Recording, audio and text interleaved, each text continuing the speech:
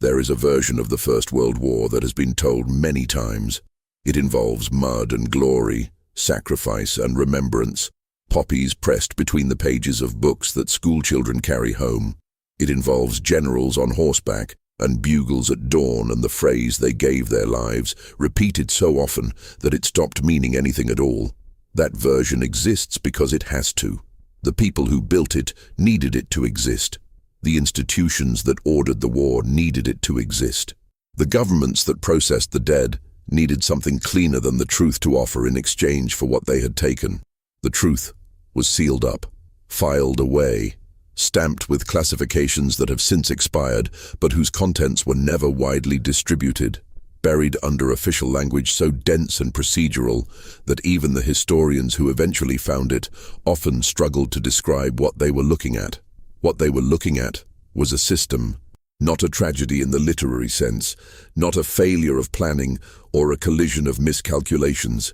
A system, cold, thorough, deliberate, and so vast that it consumed an entire generation of men with the same indifference a factory applies to raw material. There are tunnels beneath the battlefields of Belgium and France that were sealed during the war and never reopened. Some of them were sealed because they collapsed.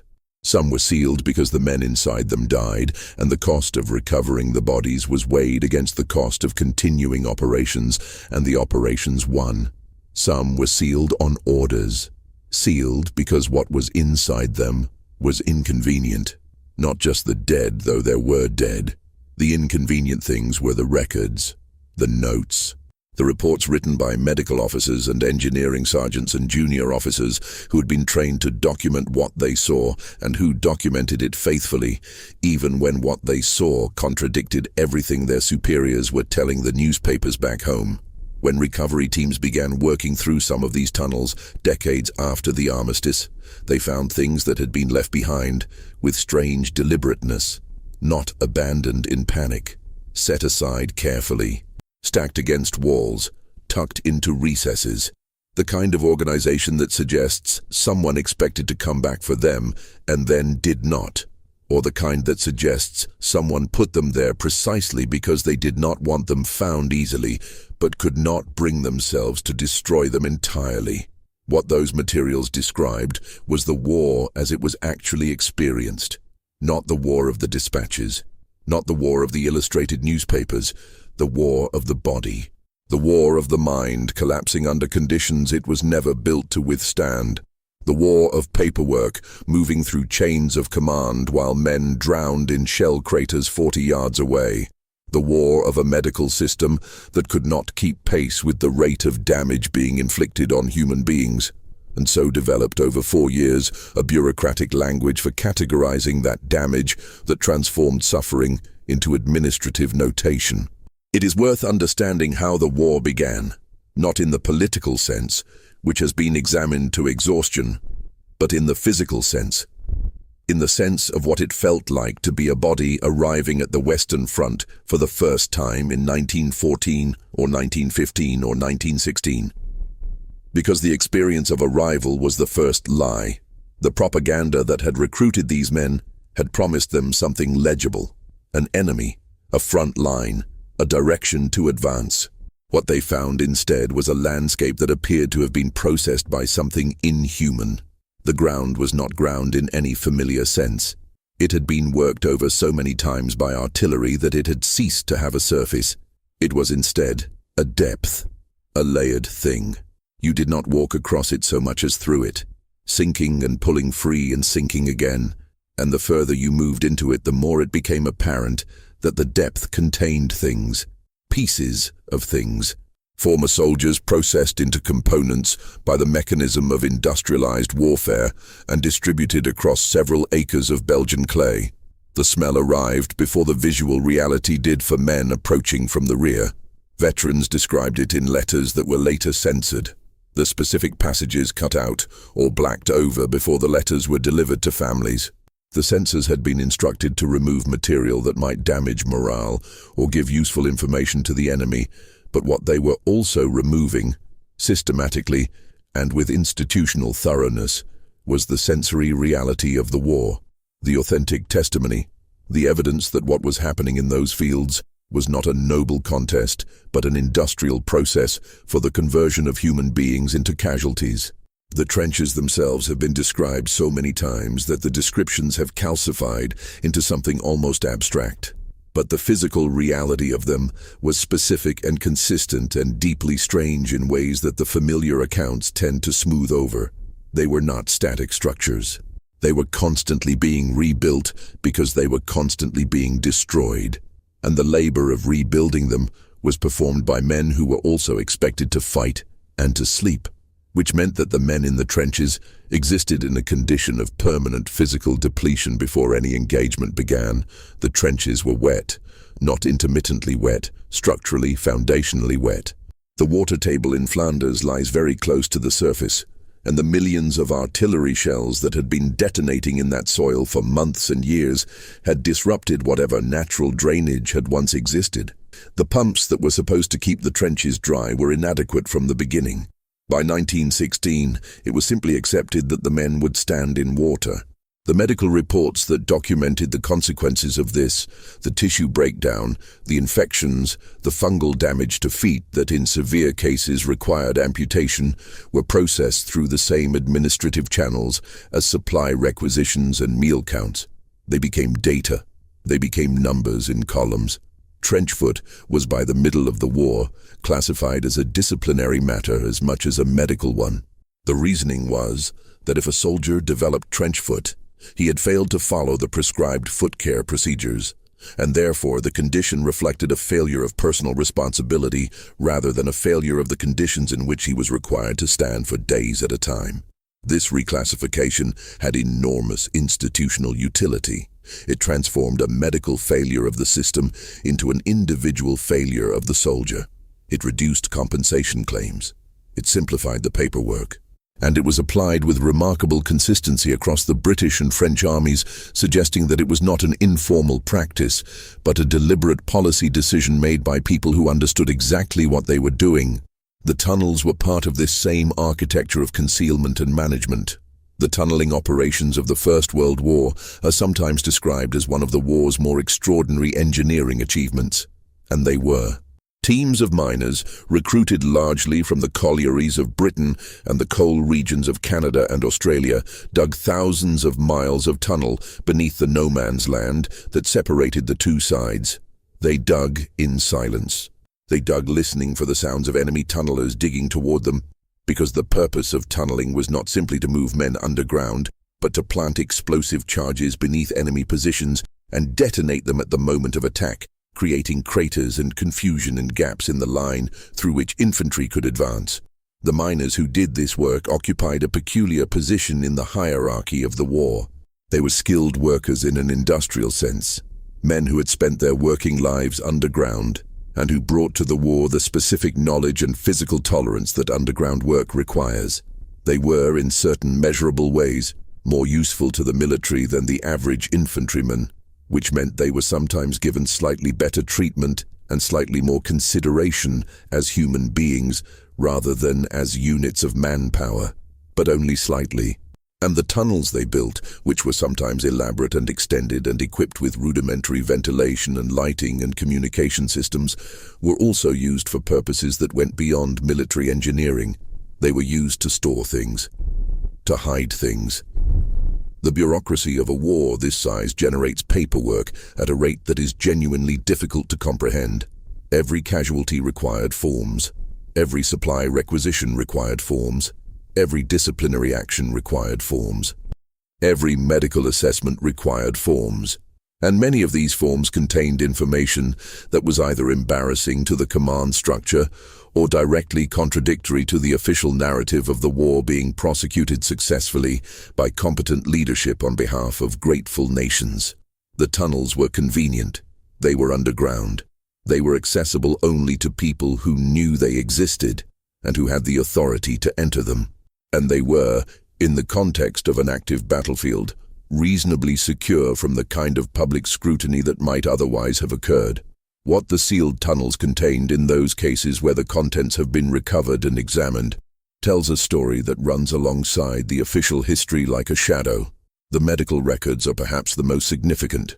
The First World War was the first conflict in which large-scale psychiatric casualties were documented, processed, and then systematically misclassified in ways that served the institutional needs of the armies rather than the medical needs of the men. Shell shock, as it came to be called in the British press, was a condition that the military medical establishment spent the first 2 years of the war refusing to acknowledge as legitimate. The symptoms were real. They were consistent. They were documented by medical officers at the front who had no obvious motive for fabricating them. Tremors, paralysis, blindness without physical cause, mutism, men who had lost the ability to speak not because of any injury to their throats or mouths, but because their nervous systems had processed more violence than they could contain and had shut down selectively, preserving certain functions while abandoning others. The institutional response to these symptoms was initially to classify them as cowardice or malingering, and the men who exhibited them were sometimes court-martialed and, in a number of cases, executed. The execution of soldiers for cowardice in the face of the enemy is one of the more carefully managed aspects of the war's official history. The British Army executed 306 soldiers during the conflict. The precise circumstances of each execution were documented and then filed in ways that made them difficult to access for decades. Some of those files were among the materials found in sealed storage at various points after the war, and what they reveal is that a significant proportion of those executed men were exhibiting symptoms that would now be recognized immediately as the consequences of severe psychological trauma. They were not cowards. They were broken. The distinction was available to the officers who signed their death warrants. It was simply not institutionally convenient. The medical officers who diagnosed these conditions and who argued for their recognition as legitimate combat injuries rather than personal failures found themselves navigating a system that had been designed to generate soldiers and to manage their bodies in ways that maximized their combat utility. The concept of a soldier's mind as something that could be damaged by the war in ways that required treatment and compassion and time was incompatible with the operational requirements of an army that needed men at the front and needed them there continuously. The solution the system arrived at was not to redesign the system. It was to redesign the diagnosis, to develop classification frameworks that minimize the apparent scale of psychiatric casualties, to discharge men as having pre-existing conditions, to label chronic cases as constitutionally inferior rather than environmentally destroyed, to process the paperwork in ways that made the Army's conduct of the war appear, in the aggregate numbers, more sustainable than it was. The tunnels beneath Vimy Ridge, excavated by Canadian and British miners and expanded over the course of the battle preparations in 1917, represent one of the more extensively documented examples of the underground infrastructure of the Western Front. They ran for miles. They had named sections and communication systems and were large enough in some stretches for men to walk upright. And in certain sections of these tunnels, in alcoves and sealed side passages, the recovery work done in the decades after the war uncovered materials that the official history of the battle had not accounted for. Among the most significant were medical assessment forms for soldiers who had been classified as fit for duty and returned to the line, and who had then become casualties within days or weeks of that reassignment. The pattern was consistent enough, across enough individual cases, to constitute evidence of a systemic failure in the medical assessment process. Men who were not, by any reasonable clinical standard, fit to return to combat were being returned to combat because the Army needed bodies in the trenches, and the medical system had been designed, at the administrative level, to produce that outcome. The assessment criteria had been calibrated not to reflect the actual physical and psychological condition of the men being assessed, but to produce a pass rate that met the operational requirements of the Army's manpower planning. The bureaucratic machinery that sustained this process was not crude. It was sophisticated. It involved multiple layers of assessment and documentation that created the appearance of rigorous medical oversight while producing predetermined outcomes. Officers who pushed back against the process, who documented their concerns and refused to certify men as fit who were clearly not fit, found their concerns addressed through administrative means rather than clinical ones. They were transferred. Their reports were amended or replaced with reports from more compliant officers. The documentation that survived in sealed storage suggests that this was not a pattern of individual moral failure, but an institutional practice, understood and maintained at levels of command that bore direct responsibility for the outcomes. The men who went back into the line after these assessments and died there are numbered among the war's combat casualties. Their deaths are recorded as deaths in action. The context of those deaths, the fact that they were sent into action in conditions that should have precluded it, is not recorded in the casualty figures. It is recorded only in the assessment forms and the correspondence between medical officers and commanding officers that was filed in places where it was unlikely to be found quickly. Understanding how the war was sustained at the level of individual human endurance requires understanding the conditions in which that endurance was demanded. The trenches were not simply uncomfortable, they were, as a baseline condition of existence, injurious. The noise alone was a form of continuous physical assault. The artillery barrages that preceded attacks and responded to attacks, and continued at reduced intensity during the periods between major operations, were loud enough, sustained enough, and powerful enough in their concussive effect to cause physical damage to hearing and to the structures of the inner ear at distances that removed men from the immediate zone of explosions. Men who had been in the trenches for several months exhibited measurable hearing loss that was documented and then filed, and then, in the context of compensation claims, denied on the grounds that the loss was within normal variation for men of their age and occupation. The ground shook. This is not a metaphor. The detonation of large shells, particularly the heavy caliber shells that were used in the major barrages, caused ground vibrations that were felt at considerable distances. Men who spent weeks and months in trenches experienced this vibration as a constant, low-frequency sensation, a trembling of the earth that became indistinguishable, after a time, from a trembling of the self. The bodies of men in the trenches were so continuously subjected to noise and vibration and shock and the physical demands of living in wet and cold and inadequate conditions that the distinction between the external environment and the internal physical state became difficult to maintain. The body was always in response to something. The nervous system was always processing stimuli that exceeded in intensity and duration what it had evolved to handle.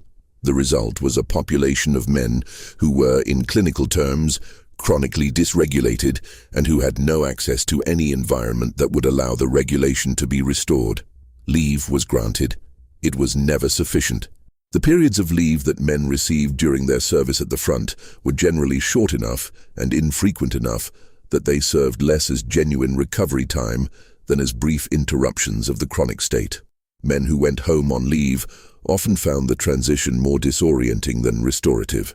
The world they returned to had not processed the war in the way their bodies had processed it.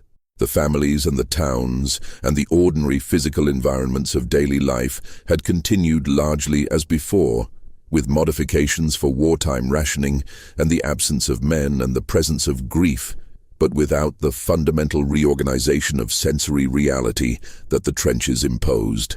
Men returning from leave described the experience of re-entering civilian space as unreal. The quiet was wrong. The surfaces were wrong.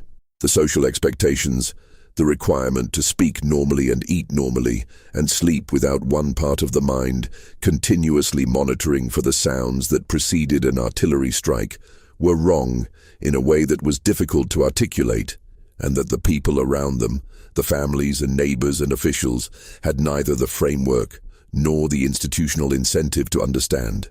The letters these men wrote, when they could be examined in their uncensored form, which required access to materials held in private collections or in the sealed storage of military archives, described a psychological state that the official medical language of the time was inadequate to capture.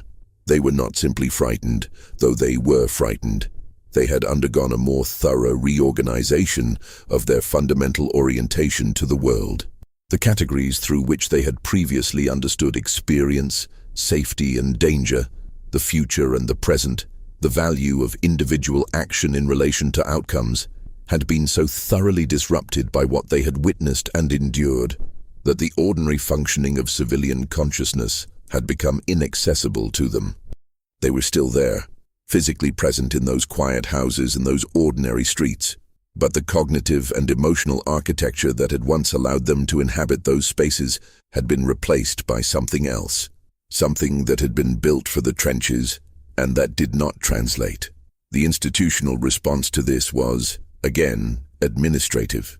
Men who exhibited signs of what the medical system was beginning, reluctantly, to recognize as psychological disturbance were processed through facilities that varied enormously in their approach and their resources, but that shared a common institutional goal, which was to return the men to the line as quickly as possible.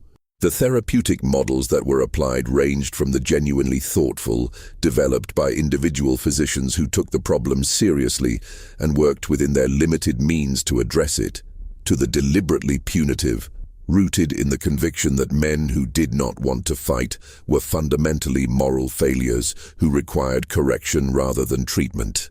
Both models were operating simultaneously within the same army, often in the same hospital system, and the outcomes they produced were similarly varied and similarly processed through the same administrative machinery that converted individual fates into aggregate statistics. The aggregate statistics showed what the army needed them to show. Psychiatric casualties returned to duty at rates that were presented as evidence of effective treatment. The rates at which those men subsequently became casualties again through death or rebreakdown or desertion were tracked in separate data streams that were not routinely combined with the treatment outcome data. The picture that emerged from any single data stream was manageable. The picture that would have emerged from combining them was not, and the people who designed the data collection systems understood this. The physical conditions of the trenches produced injuries that the war's medical system documented with great thoroughness at the level of the individual case, and then managed at the level of policy in ways that minimized their systemic implications. Gas injuries are one example. The use of chemical weapons by both sides during the war produced casualties that differed from conventional wound casualties in ways that the existing medical frameworks were not initially designed to address. The gas that caused the most casualties, chlorine and phosgene and the various compositions of mustard agent, attacked the body in ways that were frequently delayed and frequently cumulative, producing damage that was not always immediately visible, and that sometimes took days or weeks to manifest in its full severity. The men who were gassed and who survived their initial exposure often returned to duty carrying damage that had not yet fully expressed itself. Their lungs had been compromised in ways that reduced their physical capacity without producing symptoms that the rapid assessments of frontline medical personnel were designed to detect. They went back into the line and performed at reduced capacity and were more susceptible to the secondary consequences of the other environmental stressors they continued to face. The records of their initial gas exposure and their subsequent medical histories were maintained as separate files that were not, in the routine course of medical administration, brought together. The connection between the initial exposure and the subsequent decline was therefore not visible in the data at the institutional level, even though it was evident in the experience of the men themselves and in the assessments of the medical officers who saw them repeatedly. The soldiers who survived the war carried this damage back with them into civilian life. The lungs that had been compromised by gas exposure continued to deteriorate. The injuries that had been classified as minor or as healed continued to affect the men who bore them. The psychological disruptions that had been classified as resolved or as pre-existing conditions continued to manifest in the daily lives of men who had been processed back into civilian society, with forms certifying their fitness and their readiness to resume normal functioning. The pension system that was supposed to compensate these men for their service-connected disabilities was designed, at the administrative level, to minimize the number of successful claims, which meant that the burden of proof fell on the men themselves and on their families to demonstrate connections between wartime service and post-war disability that the military medical system had deliberately arranged its documentation to obscure. The tunnels held some of this documentation, not all of it. Much of it had been destroyed by the time recovery efforts were underway, but enough remained in enough locations to establish the pattern. The pattern was not of exceptional cruelty or of individual malice. It was of a system operating according to its own internal logic, a logic that prioritized operational continuity over individual welfare, institutional reputation over institutional accountability, and the management of information over the communication of truth. The system was not broken.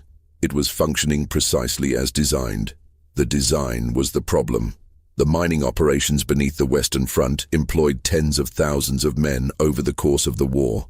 The work killed them at a rate that is difficult to calculate precisely because the record-keeping for deaths underground was inconsistent and because the circumstances of underground death were sometimes such that bodies could not be recovered and were simply sealed within the workings by the collapse or deliberate flooding of the tunnels. The official casualty figures for the tunneling companies are incomplete by their own admission, but what the surviving records show is a casualty rate that was comparable to, and in certain periods exceeded, the casualty rates of infantry units engaged in active operations. The men who died underground in the tunneling operations died in ways that differed from the deaths that the war's narrative machinery had developed frameworks for. They were not killed by enemy fire in the conventional sense. They died in explosions caused by enemy countermining, which involved the same techniques but aimed at the same targets from the other direction. They died in collapses caused by the geological instability of ground that had been subjected to bombardment. They died of oxygen depletion in sections of tunnel that had been sealed off from ventilation by debris or enemy action. They died slowly, in some cases, in ways that the men who died above ground in artillery barrages did not, and the deaths were witnessed only by the small teams of men working alongside them, who were themselves processing the experience under conditions of extreme stress and isolation, and who had no access to the debriefing or support structures that the institutional mythology of the war suggested existed. The bodies that could not be recovered were recorded as missing. The category of missing in the First World War is one of the most significant administrative categories in the entire history of the conflict, and it has received surprisingly little analysis in proportion to its scale. At the end of the war, the British Empire alone had over 300,000 men listed as missing with no known grave. The French had comparable numbers. The Germans had more.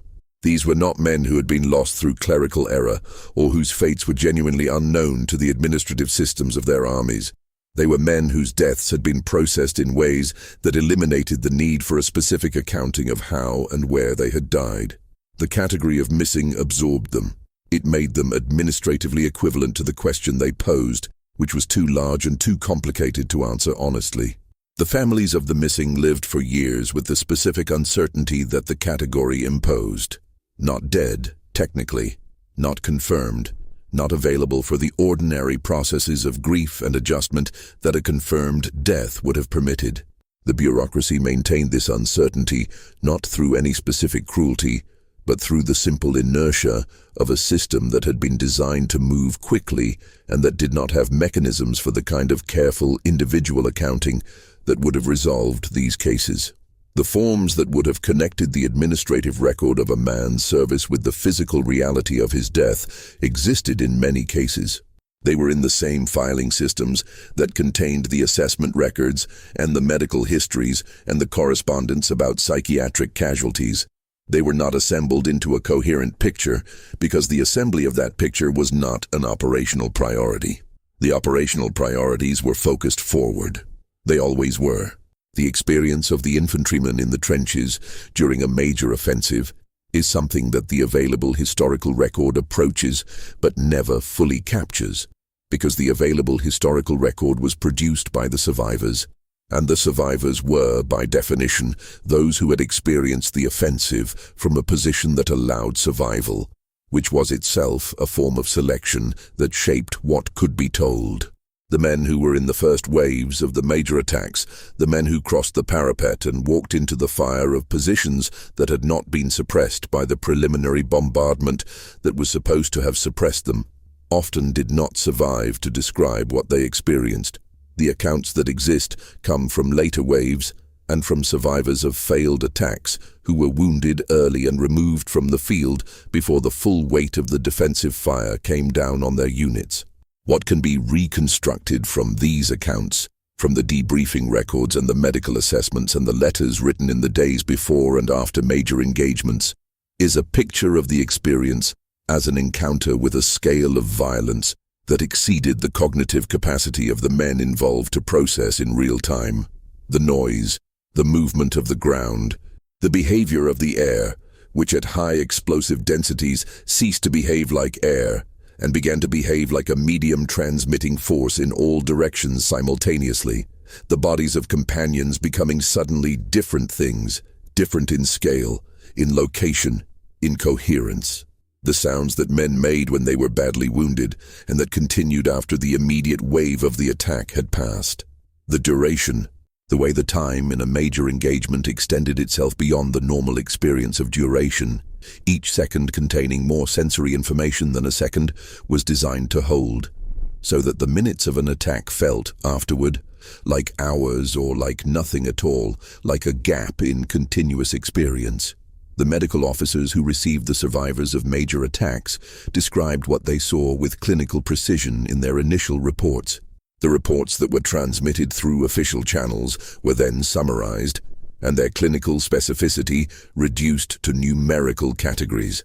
The numbers were transmitted to the command levels that used them for operational planning, where they became data points in calculations about the sustainability of offensive operations and the rate at which replacements would need to be supplied to maintain unit strength. The gap between the clinical report and the operational data point was the gap between the experience of the man and the use the institution made of him. It was a very large gap. It was maintained deliberately. There were officers who understood the gap and who found it intolerable. There were officers who protested it through official channels and found their protests filed and forgotten or addressed through transfers and reassignments. There were officers who protested it in private correspondence that was sometimes censored and sometimes not, depending on the vigilance of the censorship system and the care with which the officer had chosen his language.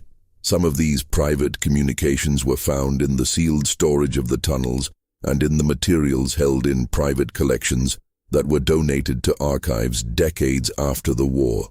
They constitute a counter-narrative to the official history, not a simple inversion of it.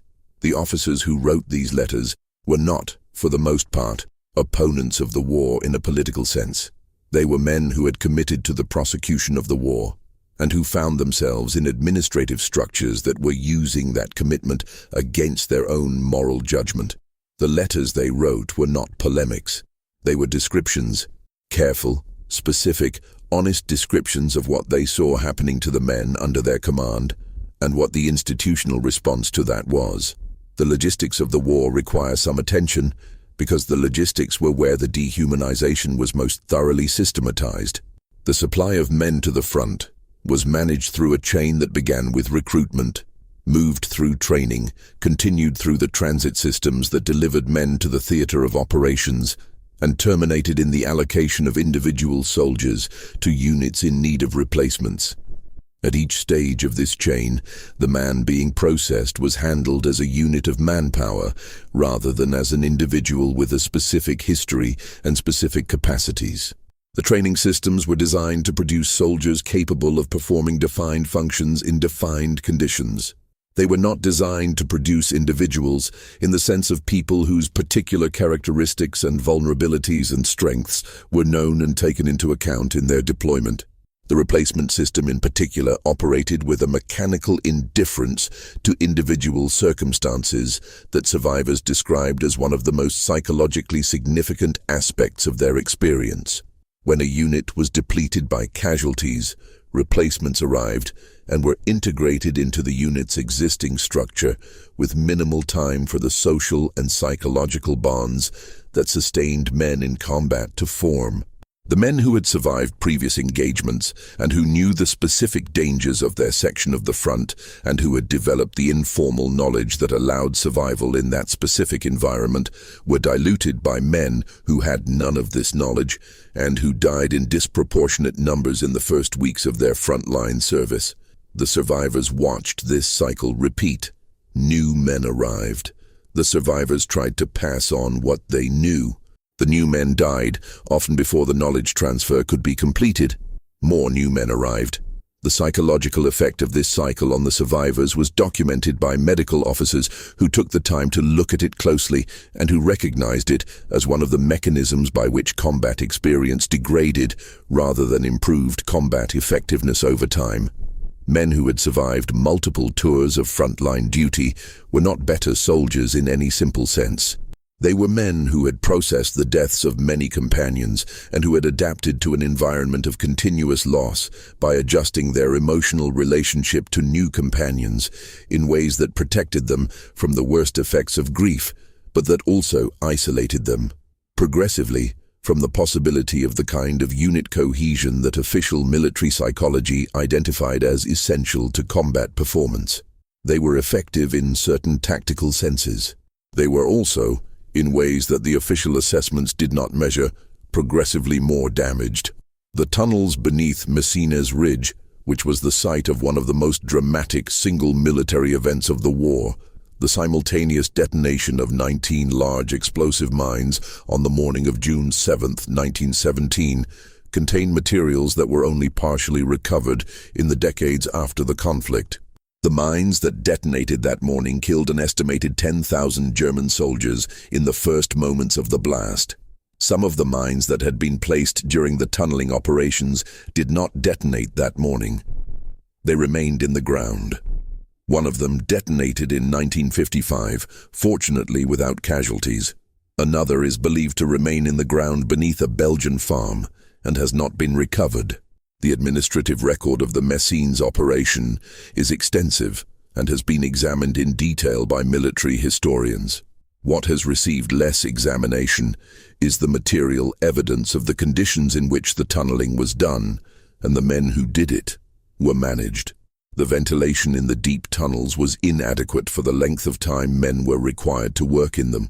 The carbon monoxide and carbon dioxide concentrations in the sealed sections reached levels that caused chronic oxygen deprivation in the men working in them, and this deprivation was documented in the medical logs of the tunneling companies as headaches and disorientation and reduced cognitive function.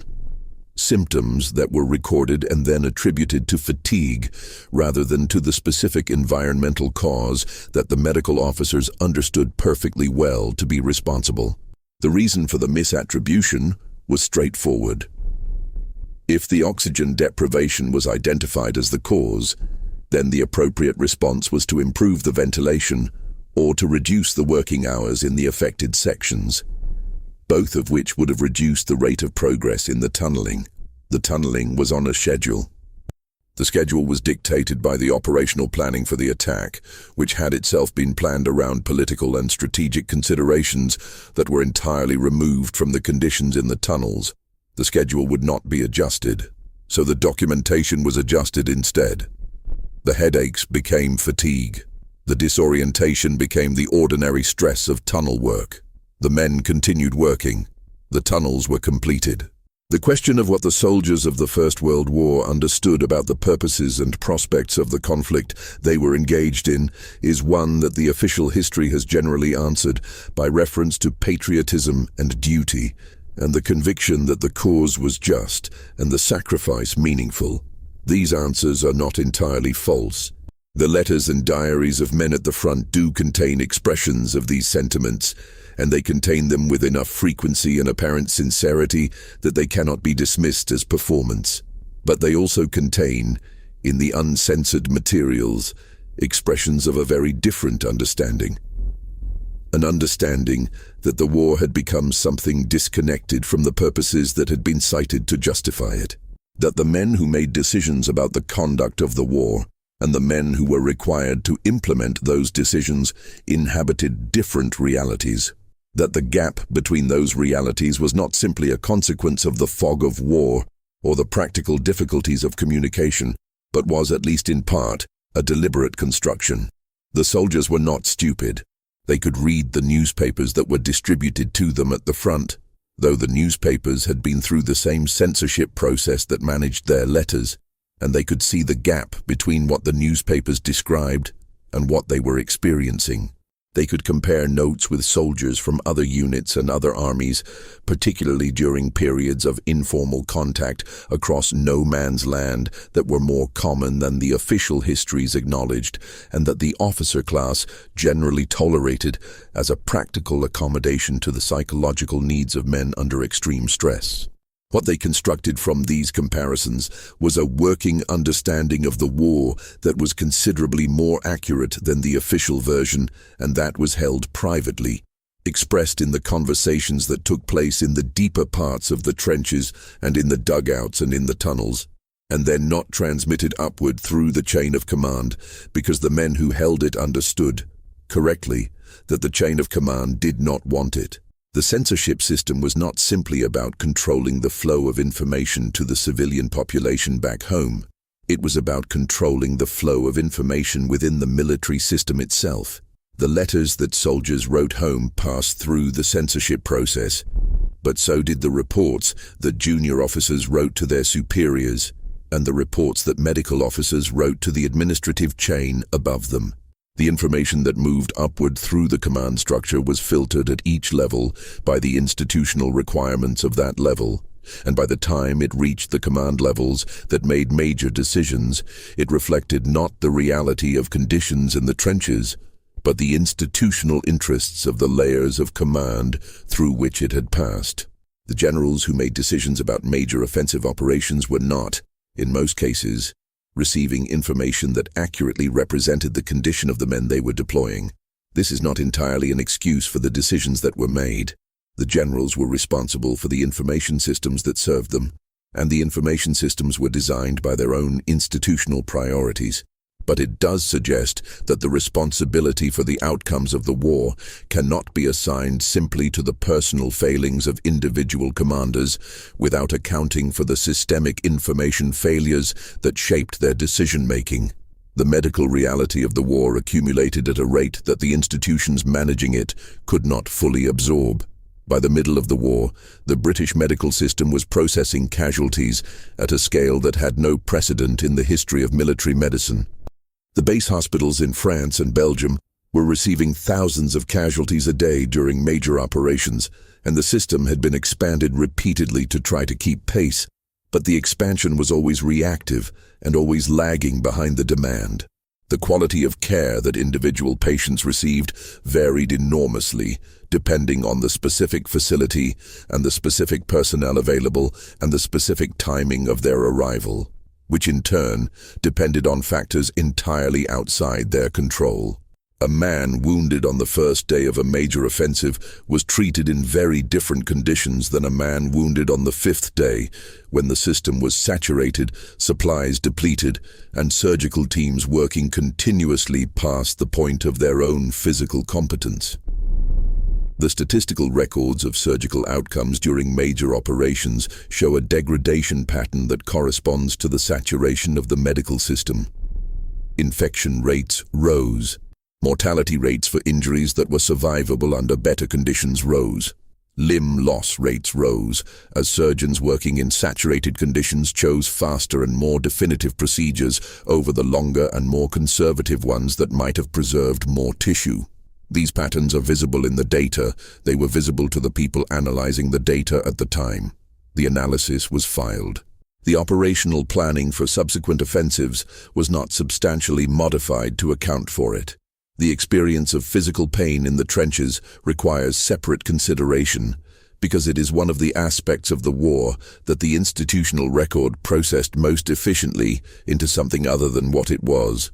Pain was present in the trenches at a level and with a continuity that exceeded anything that the men experiencing it had previously encountered, or that the frameworks they had for understanding and communicating pain were adequate to describe. Not only the acute pain of wounds, though that was there, but the chronic pain of physical conditions that were never fully addressed because the conditions for addressing them did not exist.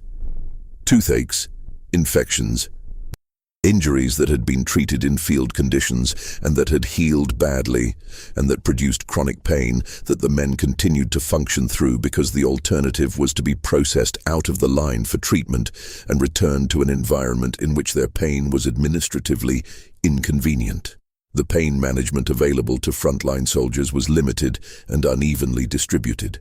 Morphine was present in the medical system, but was rationed according to priorities that placed acute surgical cases and men with serious wounds above men with chronic conditions.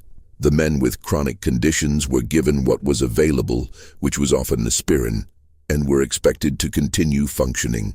The functional continuation was documented in the fitness assessments as evidence of fitness.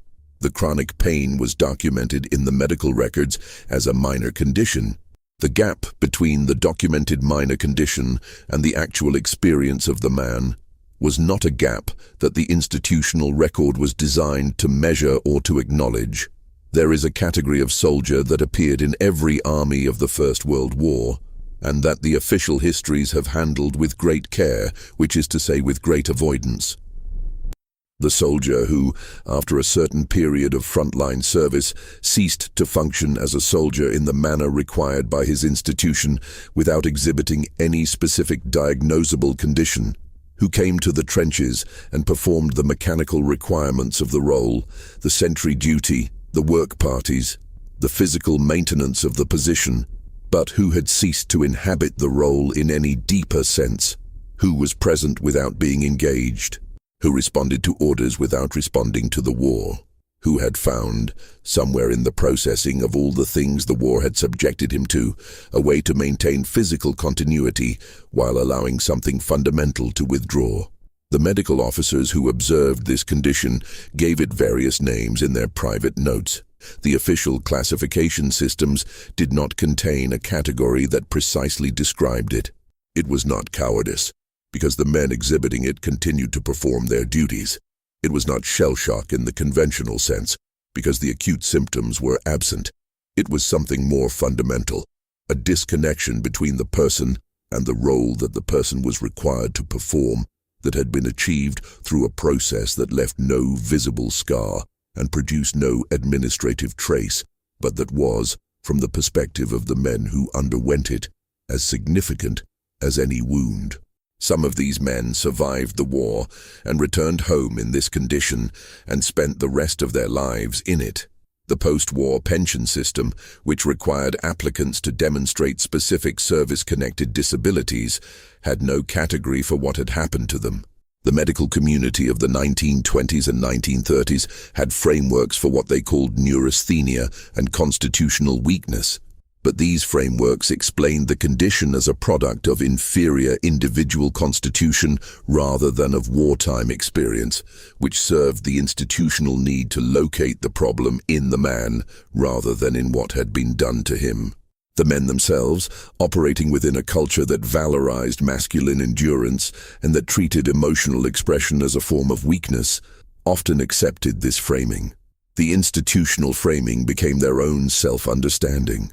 The damage was internalized without being addressed, and the question of what had produced it was closed. The records found in sealed tunnel storage included, in a number of cases, the kind of documentation that bridges the gap between the official history and the experience it describes. There are assessment forms in which the handwriting of the signing officer has changed between different sections of the form, suggesting that the factual observations in the body of the document were written by one person and the conclusions were written by someone else. There are medical reports in which passages have been crossed out and replaced in a different hand, the original text still legible beneath the crossing, and the replacement text moving the clinical picture from the concerning to the acceptable. There are letters from commanding officers to medical officers that are not requests for clinical opinion, but instructions about what the clinical opinion should be. These materials were not destroyed because they were, in their own way, part of the system's functioning. They were produced by a bureaucracy that required documentation at every stage of its operation and that documented its own management of inconvenient information as thoroughly as it documented everything else. The people who produced these documents did not expect them to survive in accessible form for very long. They were produced in the context of an active war, with all the contingency and impermanence that context implied. Some of them were sealed underground because the people who produced them wanted to make sure they were not immediately accessible to anyone who might use them inconveniently. Others were sealed because the collateral process of tunnel operations sealed everything in their path indifferently. The German experience of the war shares the structural features of the British and French experience at the level of institutional management, though the specific implementations differed in ways that reflected the different administrative cultures of the respective armies. The German army's treatment of psychiatric casualties evolved through similar phases of denial and reluctant accommodation, though the specific therapies developed in the German medical system were in certain respects more directly coercive than those employed in the British system. The work of Fritz Kaufmann, a German neurologist who developed an electrical therapy for hysterical paralysis that involved the application of painful electrical stimulation to affected areas while commanding the patient to move, was presented as a medical treatment and functioned as one in that it produced the desired outcome in many patients, which is to say, it produced movement in men who had been unable to move. The mechanism by which it produced this outcome was not primarily neurological. It was the mechanism by which any sufficiently aversive experience produces the desired behavior in the person subjected to it. Kaufmann's methods were adopted widely in the German army because they produced results and because the results were exactly what the army needed, which was men returned to the front. The suffering involved in producing those results was documented in the medical literature of the time in ways that were descriptive without being critical. The men who were treated by these methods and who were subsequently returned to the line and who subsequently broke down again, as a significant proportion of them did, were documented as treatment failures in ways that located the failure in the patients rather than in the treatment. The treatment continued to be applied because the institutional measure of its success was the return to duty rate, not the long-term outcome for the men treated. The food supplied to men in the forward trenches was adequate in caloric terms for some periods of the war and wholly inadequate for others. The adequacy or inadequacy of the food supply was a function of the state of the supply lines, which were themselves a function of the state of the roads and railways connecting the front to the rear, which were themselves a function of the artillery activity that regularly disrupted them. This meant that the periods in which men were most physically depleted by combat stress and labor were frequently the same periods in which the food supply was most disrupted. The records of ration availability and combat activity, when examined together, show this correlation with consistent clarity. The administrative records of the supply system show it too, and include assessments by supply officers of the impact on troop condition, assessments that were processed upward through the chain of command and that arrived at the operational planning level stripped of their specificity. The water available to frontline troops was, in many sections of the line, chronically contaminated. The water table beneath the Western Front contained, by the middle years of the war, the dissolved remains of everything that had been deposited in the soil above it by years of intensive artillery bombardment. The shell craters that filled with water, and that were sometimes the only available water source for isolated units, contained water that was contaminated by explosive residue, by the tissue of animals and men who had died in and around them, and by the full range of biological and chemical contaminants that are the product of a densely occupied military landscape. The water purification equipment available to the British and French armies was insufficient for the scale of demand, and frequently unavailable at the forward positions where the need was greatest. Diarrhea and other waterborne illnesses were endemic in the frontline environment and are recorded in the medical statistics as a significant cause of morbidity. They are not discussed with great frequency in the narrative histories of the war, which tend to focus on the more dramatically legible forms of injury and death. The rate at which men were consumed by the war was tracked with great precision by the administrative machinery of the armies involved. The consumption rate was expressed as a casualty rate and was used in the planning models that determined how many replacements needed to be recruited, trained, and delivered to the front to maintain the units at operational strength. These planning models were sophisticated instruments, regularly updated with actual casualty data, and they functioned with a cold accuracy that was entirely disconnected from any awareness of what the numbers in them represented in human terms. The planners who maintained these models were competent professionals doing their jobs within the institutional framework that employed them. The institutional framework had been designed to maintain combat power. It had not been designed to weigh the suffering of the men who constituted that combat power against the operational objectives it was being expended to achieve. That weighing, in the abstract, did occur at the command level. The generals and their staffs made calculations about acceptable casualties in relation to objectives, calculations that were sometimes expressed in explicit terms in planning documents and sometimes left implicit. The acceptable casualty thresholds that guided these decisions were determined by a combination of operational judgment, political pressure, and the institutional norms of an army that had never before operated at this scale, and that was developing its norms for acceptable cost in real time against the background of a conflict that was generating costs at a rate that would have been inconceivable at the outset.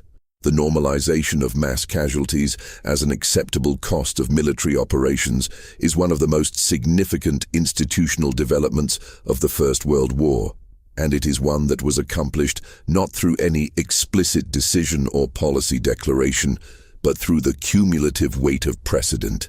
The first time a major operation resulted in casualties at a scale that exceeded anything previously recorded, it was experienced as extraordinary.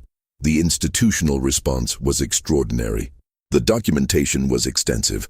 The investigation of causes was thorough. By the third or fourth time it happened, it was being processed as an operational outcome within normal parameters. The documentation was routine. The investigation was brief.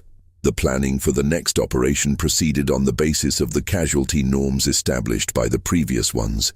This normalization was not unique to any single army or any single command. It occurred in parallel in all the major armies of the Western Front, and it represents a genuine institutional adaptation to conditions that had no precedent. But the adaptation was made at the level of the institution, not at the level of the individual soldiers who continued to experience the conditions being normalized as extraordinary. The gap between the institutional experience of the war and the individual experience of it widened steadily as the war continued, and this widening is one of the things that the sealed documentation in the tunnels captures most clearly. The men in those tunnels, the men who left the documentation that was found decades later, were living in the gap.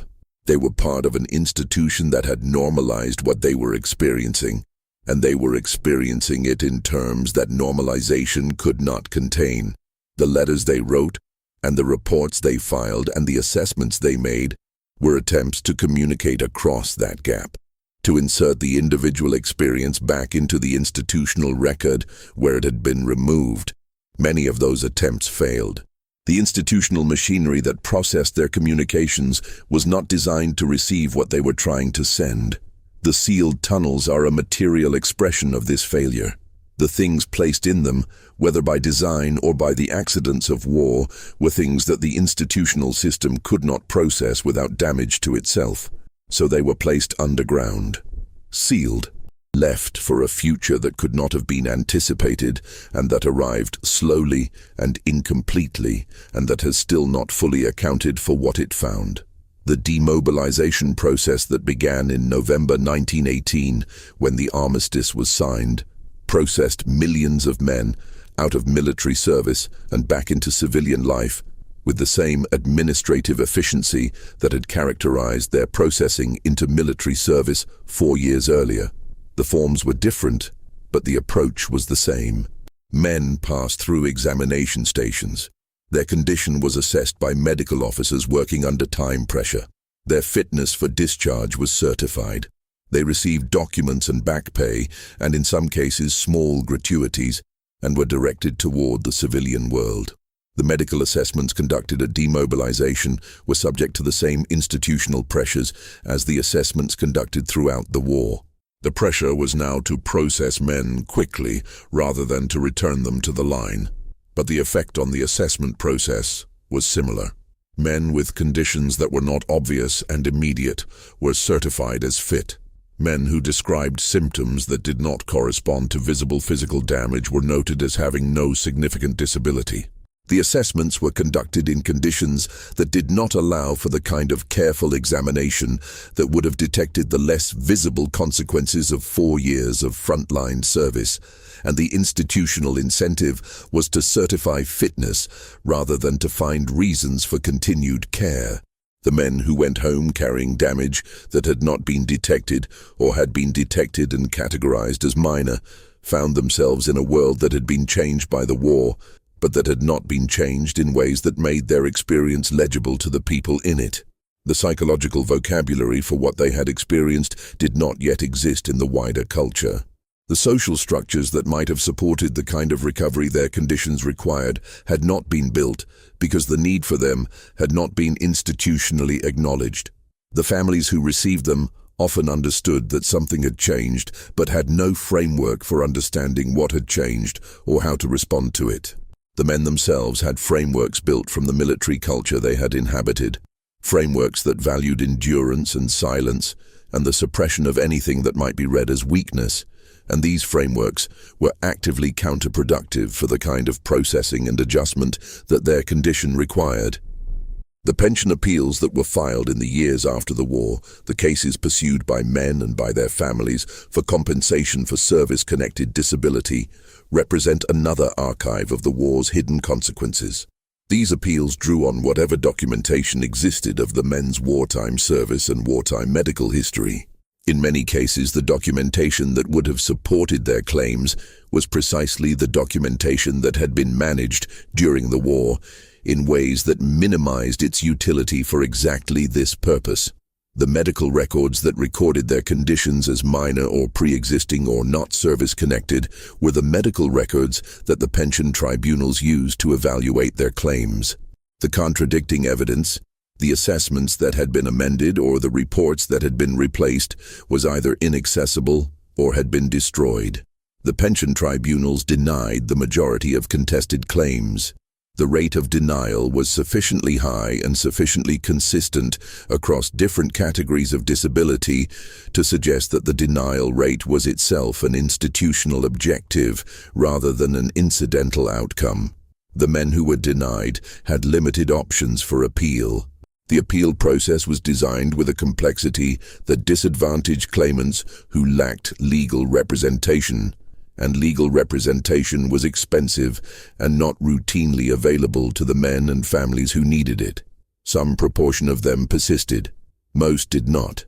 The unclaimed and underpaid compensation for the war's hidden casualties represents a transfer from the individuals who bore the costs of the war to the institutions that managed it, that was accomplished entirely within the framework of legitimate administrative process. The institutional silence about these outcomes was not uniform. There were individuals within the administrative systems, doctors and officers and civil servants, who understood what was happening and who found it troubling and who documented their concerns. Some of those documents survived in private papers and in the sealed storage of the tunnels and in the correspondence archives of institutions that were careful about their records. When they are read together, these scattered individual testimonies construct a counter-history of the war that is consistent and specific, and that has been available to historians for decades without having substantially altered the dominant narrative. The dominant narrative has its own logic. It was built for purposes that had nothing to do with historical accuracy and everything to do with the management of grief and the maintenance of social cohesion and the construction of a national identity that could incorporate the enormous loss of the war without dissolving into the kind of nihilistic despair that the actual record of the war might otherwise have produced. The memorials and the poppies and the phrases of sacrifice and remembrance served these purposes and continue to serve them. They are not false in every sense, but they are incomplete in ways that matter. They are incomplete in precisely the ways that serve the institutional interests of the systems that produced the war, and that survived it, and that continue to exist in descendant forms. The trenches are still there. Not all of them, but enough. Beneath the fields of Belgium and France, beneath the farmland and the suburban development and the preserved memorial sites, the physical record of the war persists in the soil. The soil still returns metal. It returns it every year, during the agricultural cycle, when the ploughing brings to the surface shells and fragments and the personal effects of men who were processed into the ground by the machinery of the war and who remain there in the administrative category of missing, their forms filed, their cases closed, their deaths recorded as a cost within acceptable parameters, a notation in the column of a planning document that has long since been archived and that no one reads.